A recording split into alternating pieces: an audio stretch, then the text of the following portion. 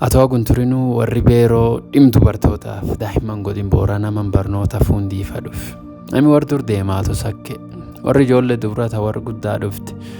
Man barnoota kumaala jaatanii alii baratu.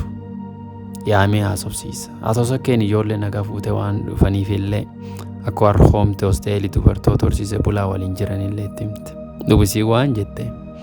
Maqaan kiisakke ani nambeeroo dhim dubartootaaf daa'imman godina keenna durde miili kiyyammoo warra hoomte hosteelii dubartoota horsiise bulaate. Ijoolleen horsiise bulaata dura rakkoo akka argatte laf dirata waan afaan hin beekne ijoollumaatiin duutti.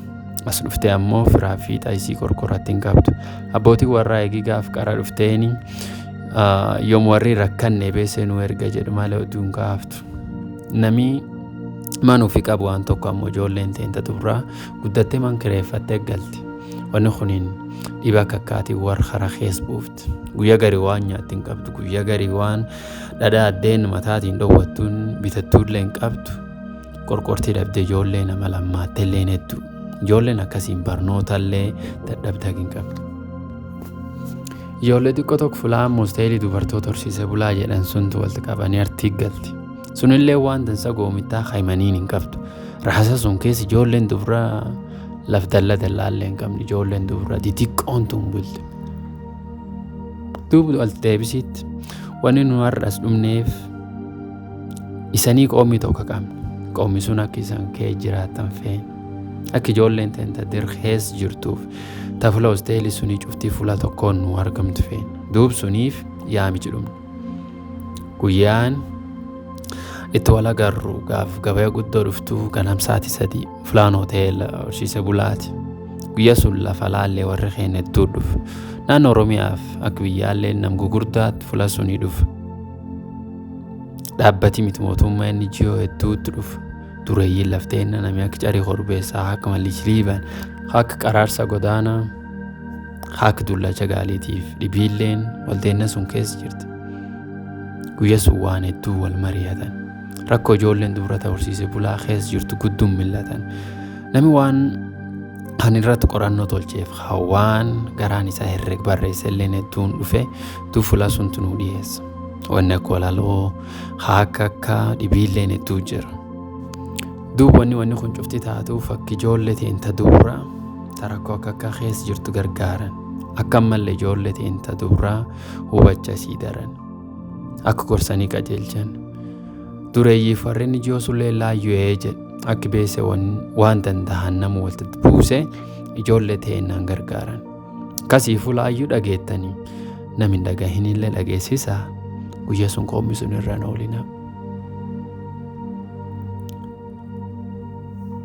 Yoo haa ta'u sakkee waan kanaa softu fuundiin ijoollee sun keessa jirti.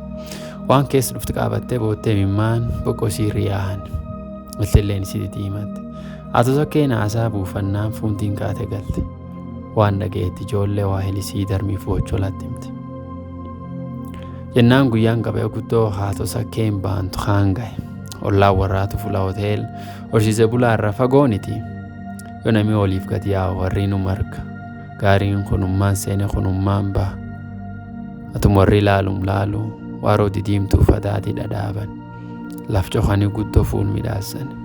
Urcumaallee fuuma gaarii ibini tolguuran.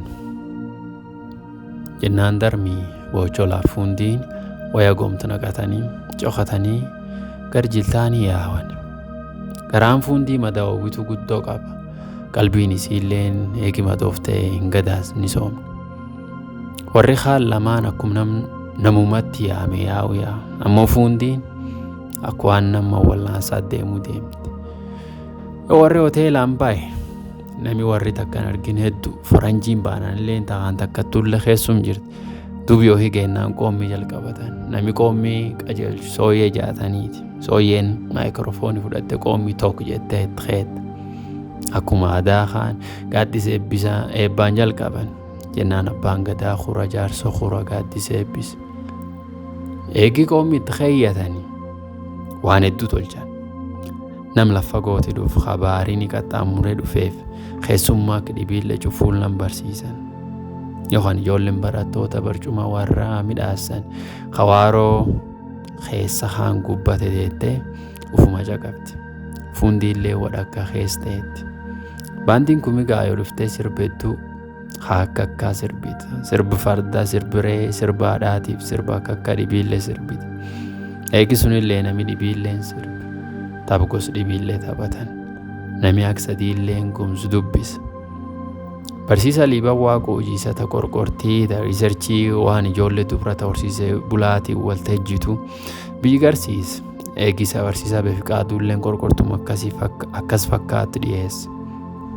Jennaan biitii waan sun irra waan ijoolleen horsiise bulaa Boorana ta dubraa ta warra guddaatti barnoota agiin baafattee duub gardira dhuftu keessa jirtu hubatee ammallee maateeffatee qunqunfate. Eegi suni qoomii ta seena dubbisanii tolchan. Seenaan dubbisan seena intal tokko ta yaadan nami seena sun barreessi midhaas. Ammoo akka waan isiin nam jiru hawar guddaa dhalate. Asiin man barnoota seente duub barnoota war guddaa obbaafatte jennaan yaabal dhufte. Asiin duri barnoota guddoo dandeettu eegee of jibbaatte. Asiin duri waan borii fi herrettu asiin eegee maluufiin ijjeeftu dhoofte. Asiin duri fuul qajeeltu asiin eegee bifallee dhabde ammaatte. Asiin duriif jaalattu asiin eegee ufiif jiruufillee jibbite. Maqaan isii culki boruu galmaa. Nami seena sun dubbise habarrees galchuu waariyoo roobaati. Jennaan fuuntiin seena sun dhageettee laaleffattee bootte. Galchuun atoo seena dubbisuu jiru intal tokko gumii keesteetu tatuwwimi maanii riyyaan arge. Intalti tuniin mala waan xiqqoo keessin dhumna ammallee waan ani jechuu jiru kanallee akka dansaa hubatte jedhee seena haanaasaa dabre. Galchuun obbaafate jennaan fuula ofii deebi'ee taa'e. Eegi suni qoomiin ta horii waltu guurichaa taate. Warri dureeyyiitiif ka'inni jiyoo beessa hunkee hedduu waltu guure. Jennaan qoomiin obbaatee namu gaaddisa ka'e. Nam qoommi sun dhufee sagalee kurfeessaniifitti gaafa sarti jira hoteelum sunti biitii artii sagalee sooratte. Jennaan biitii yaate sagalee taa'an sooratte nami fuul waliin beenne hedduun fuul walii barate. Waliin hoblee taphate. Galchuun intalteettee bootu ta'an argee haasofsiisuu fedhe. Jennaan gumii keessa deemee isii barbaade. Nami nama hedduu isii arguu dadhabe. Jennaan ijoollee isii waliin tateetu darmiif boocol argee waan isii wargaafate. Warra akkisiin galtitti sagalee ofii sooratanii nagayaan gargari galan. Eegi guyyaa lama oolanii hojii tokko galchuun intaltaan ta'uufuma jaalluwwan ofii waliin man barnoota ayyaana arge. Hordofee dudduubaan dhaqqabe. Jennaan inni warra nagaa fuudhu. Warrilleen akkuma dansa jala dubbate. Galchuun isiin haasa'uu fedhe jennaan ijoolleen ta'an lamaan qoomii kenniteef. Guyyaa dheengaddaa qoomii fuula hoteela horsiise bulaa guyyaa dhufte jedhee gaafate. Jetteen. Atuma taa'ee seena dubbisu akka tasaa kinseen gumii millannaan namsi fakkaata kataa'ee boo arge. Duub qoomiin obbaanaan barbaade si dhabe. Nami sun si jedhee ammallee gaafate. Jennaan fuundiilleen akka nami sunii si itti himte. Ittum daree galchuu waan isi boochi gaafate. Fuundiin akka culkiin suniin si itti himte. Jennaan galchuun akka wallaalee maqaan keellee culkii jedheen. Maqaan kee culkiiniti ammoo seenaan culkii cufte kii jetteen. Hojja sun sa'aatiin man barnootaa. Seenaan laayyuu geette. Jennaan fuundiif galchuun gargari bahan. Isiin man barnoota seente inni ammoo baajaaji seenee gardoloon loolaatti dhaabate. Galchuun fuul fuundii irra yaaddoo guddoo dubbise. Jechisii heessallee ilaalan hamtuu arge. Jennaan inni guyyaa dhibii akkisii wal argee duubisii gara jabeessa herrege. Eegi suni 4 bulanii wal argan. Guyyaa dhibii wal arganii jennaan galchuun fuundii gorse. Akka jiruun isii muummeen bahin gorsiisa. Inni jiruu isaatiif tanam dhibiillee gargal guddaa qabdittiin. Akkammoo yoo gara jabaatan waan cuf dabsatan dhugeesseef. Akka ibseen isii keessa dhalattiin dhaamin ammoo xiqqaattullee liphiftitti. Ibsi sun dhaamuu dhoowwe akka haadhoo bobeesse. Gabbisi nam dhibiilleen gahe jedheetti dhaamate.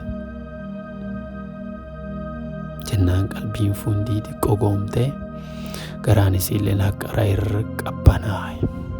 Waan daayyaa isii duri kaan herreguu jalqabde. Nama waaqii jedhee na dhalta jetteedhaan hidhatte kaate. Jiru tiyyasii achi waan human baaneen hin balleessu jettee barnootuuf eegdansa hordofte. Nam jireenyi isii madeessellee araaramte. Akkasuma mallee ofillee araaramte. Haagisiin qarballeessite. Dura yakkuu malee qabxii isiillee eegee akkuma dansa tolchite. Ammoo sadarkaa takka hin argatin argatte.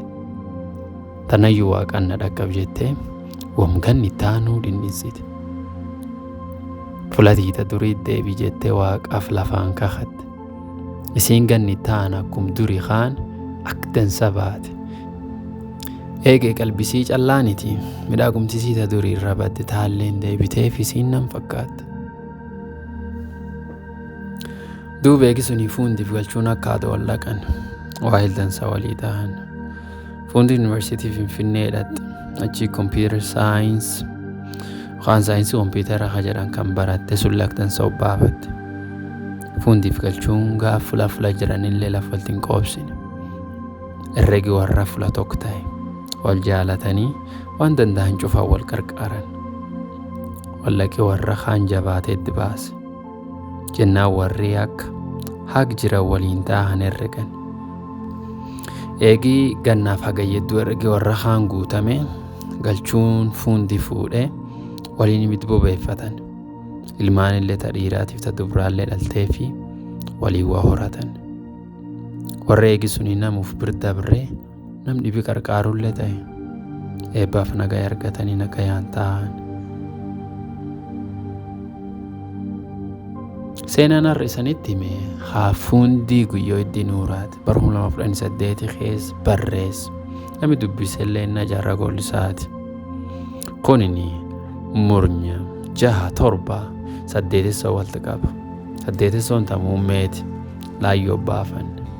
Tokkessitoo akka 8 hacaqaftanillee lat guddasanii galcha horaa bulaa deebana. Nagaa waaqa keessa. He was sitting on the back row pew as the preacher asked for lost souls to come down to the front and give your life. As a million thoughts ran through his mind, pictures of his sinful life cut right through his heart like a knife. When all at once he felt a hand on his shoulder helping him. He made his way down to the front, and on his knees his life began. I believe in angels. I believe they were put here on this earth to lead us away from temptation and deliver us from hurt. You know there's a place in heaven